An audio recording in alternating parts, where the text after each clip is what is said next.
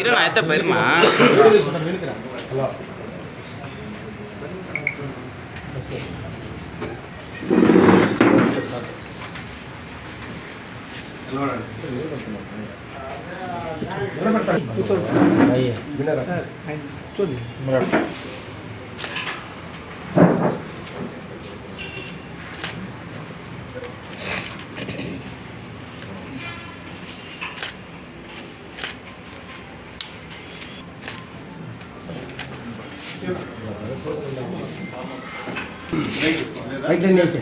అది వర్క్ జరుగుతుంది సార్ చూడండి సార్.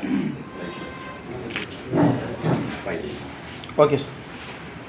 మనకు ఈ చిత్తూరు పట్టణానికి గ్రీన్పేట బాలాజీ కాలనీకి చెందినటువంటి కవిత అనే దివ్యాంగురాలు వయసు 35 సంవత్సరాలు 31/12/25 తన ప్రియుడైనటువంటి గణేష్ నన్ను పెళ్లి చేసుకుంటారని తను తెలిసిన వాళ్ళకి తెలియజెప్పి ఇంటి నుంచే బయలుదేరి వెళ్ళిపోయింది. ఇంట్లో వాళ్ళకి ఆ రోజు రాత్రి ఎంత సమయమైనా కూడా ఆమె తిరిగి రాలేదు. మరుసటి రోజు వాళ్ళకి అనుమానం వచ్చి ఈ వికలాంగులు ఈ గణేష్ ఈ కవితకు ఇద్దరికి ప్రేమ వ్యవహారం ఉన్నందువల్ల ఆమె ప్రేమ వ్యవహారంలో గతంలో చాలాసార్లు పంచాయతీ చేసినటువంటి వికలాంగుల అసోసియేషన్ ఉన్నటువంటి మురళి చంద్రశేఖర్ వాళ్ళ దగ్గరికి వెళ్ళడం జరిగింది. అప్పుడు చంద్రశేఖర్ నాకు ఒక వాయిస్ మెసేజ్ వచ్చింది, సో గణేష్తో నేను వెళ్తున్నాను, నాకేమన్నా అంటే అతని బాధ్యత, అతన్ని ఎట్టి పరిస్థితులను వదలద్దు అని ఒక వాయిస్ మెసేజ్ చంద్రశేఖర్ పంపించినట్లు. తర్వాత ఆమె రాలేదు. దాంతో ఆ వాయిస్ మెసేజ్ చూసిన తర్వాత వీళ్ళకు అనుమానం వచ్చింది. మనకు పోలీస్ స్టేషన్లో జనవరి 2వ తారీఖున రాతపూర్వకంగా కవిత యొక్క తమ్ముడైనటువంటి కిరణ్ ఇచ్చిన రిపోర్ట్ పైన ఉమెన్ మిస్సింగ్ కేసుగా ఇనిషియల్గా కేసు నమోదు చేయడం జరిగింది. అప్పటి నుంచి సిఐ గారు, ఎస్ఐ గారు, తర్వాత సిబ్బంది, కవిత బంధువులతో పాటు ఆ కవిత యొక్క మొబైల్ నంబర్ ఆధారంగా టెక్నికల్గా ఆమె గిడినల్లూరు, ఎన్ఆర్పేట, ముతుకూరు గ్రామ పరిసర ప్రాంతంలో స్విచ్ ఆఫ్ అయినందువలన క్షుణ్ణంగా ఆ ఏరియాలో పొదల్లోనూ, కాలనీల్లోనూ, కొద్ది చెరువులు, తర్వాత ఒక్క ప్రాంతాల్లోనూ సర్చ్ చేయడం జరిగింది. కానీ ఎలాంటి ఆమె సంబంధించిన ఆచూకీ లభ్యం కాలేదు. ఆ విధంగా ప్రతిరోజు కూడా మా ఆ ప్రాంతాల్లో వెతకడము, విచారించడము జరిగినాయి. కానీ ఆచూకీ లభ్యం కాలేదు. చివరిగా 7వ తారీఖున సాయంత్రం ఆమె శవం వీరునెల్లూరు నీవా నది రివర్ బ్రిడ్జ్ కింద మురికి కాలువలో పడినను గమనించామండి. మళ్ళా తర్వాత ఆ సమాచారం పైన ప్రారంభంలో కట్టినటువంటి ఉమెన్ మిస్సింగ్ కేసుని హత్య కేసుగా మార్చి బాడీని ప్రభుత్వ ఆసుపత్రికి పోస్ట్మార్టం తరలించి మరుసటి రోజు క్షుణ్ణంగా బంధువుల సమక్షంలో పూర్తిగా శవపంచనామా చేసిన తర్వాత మళ్ళా ముద్దాయి కోసము పోలీసులు టీమ్గా ఏర్పడి అతన్ని పట్టుకోవడం జరిగింది. అంటే నేను ఎప్పుడైతే మిస్ అయిందో అతనిపై అనుమానం కానీ ఆ సమయంలో కూడా అతన్ని పోలీసులు విచారించడం జరిగింది. కానీ అతను ఎలాంటి సమాచారం అప్పుడు మనకు చెప్పారు. ఎప్పుడైతే శవం వచ్చిన తర్వాత అతన్ని గట్టిగా అతని కోసము విచారించి విచారణలో భాగంగా ఈరోజు వై జంక్షన్ వద్ద 12 గంటలకు 12:30 గంటలకు సిఐ గట్టికంటే వాళ్ళ సిబ్బందికి అతన్ని అరెస్ట్ చేసినప్పుడు అతను ఈ వివరాలన్నీ అతను ఎందుకు చంపిండే విషయాలన్నీ అడిగితే నేను అతను ఒక బ్యాంక్ మేనేజర్గా ఈ మధ్య కాలంలోనే జాయిన్ కావడం జరిగింది. అతను నిరుద్యోగంగా ఉన్నప్పుడు ఈ కవితతో రిలేషన్స్ ఇద్దరికి ఉంది. ఒకరికొరు సెటిల్ కావాలని కూడా భావించున్నారు. కానీ ఎప్పుడైతే జాబ్ వచ్చిన తర్వాత అతని పొజిషన్ చేంజ్ అయినందువల్ల ఇంకా మంచి అమ్మాయిని పెళ్లి చేసుకోవాలనే ఆశ ఆయన కలిగి ఈమెని అవాయిడ్ చేయడం మొదలుపెట్టినారు.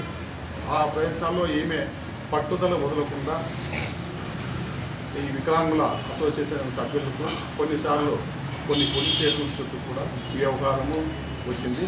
అప్పుడు జరిగినటువంటి కౌన్సిలింగ్స్లో గణేష్ నేను ఖచ్చితంగా మ్యారేజ్ చేసుకుంటా అని చెప్పేసి పెద్ద మనిషి సమక్షంలో కూడా పోలీస్ సమక్షంలో కూడా అంగీకరించడం జరిగింది. అందులో భాగంగా ఆయన ఏ విధంగా వదిలించుకోవాలనే ఉద్దేశంతో అతను 31st నైట్ పెళ్లి నెపంతో బయటికి పిలిపించి పథకం ప్రకారం అతని యొక్క 3 వీలర్ సైకిల్ ఉంటుంది కదా, ఆ చెత్తపదులకు తీసుకొని పోయి ఆ చక్రానికి ఉండే మడ్ ఐరన్ పార్ట్ ఉంటుంది చేసి ఆమెను పదే హిట్ చేసి గాయం కలిగించేసి తర్వాత దీవా నదిలో ఇంట్లో పడేసి చంపేసిన అని చెప్పేసి క్లియర్గా పెద్ద మనిషి సమక్షంలో మనకు వాంగ్మూలం ఇవ్వడం జరిగింది. అతన్ని ఉన్న ఆధారాలతో కొట్టకుండా మేజిస్ట్రేట్ ముద్ర హాజరు పెట్టడం జరుగుతుంది. ఇప్పుడు కవిత మొబైల్ ఉందో ఆ మొబైల్ కూడా అతను నేరం చేసిన తర్వాత దొరకకూడదని చెప్పేసి ఒక రోడ్డు మీద పోతున్నటువంటి ఒక లారీలో పడేయడం జరిగింది. అది టెక్నికల్గా మాకు అనలైజ్ చేస్తే 1వ తారీఖునే ఆర్ని తిరుమల డిస్టిక్ ఆర్ని దగ్గర లొకేషన్ స్విచ్ ఆఫ్ అయింది. అదేవిధంగా ఇతని మొబైల్ కూడా అతను పనిచేస్తున్నటువంటి బ్యాంకులోనే లాకర్ అతని యొక్క టేబుల్లో పెట్టి అతను నేర స్థలానికి ఆ అమ్మాయిని తీసుకొని చెప్పలేదు. అంటే ఆధారం లేకుండా చేయడానికి చాలా ప్రయత్నం చేసినాడు. ఇది ఈ కవిత యొక్క హత్యకు సంబంధించినటువంటి పోలీసులు విచారణలో తేలినటువంటి అంశాలు. వీళ్ళిద్దరు జాబ్ వచ్చింది సార్. జాబ్ ఎప్పుడు వచ్చింది సార్?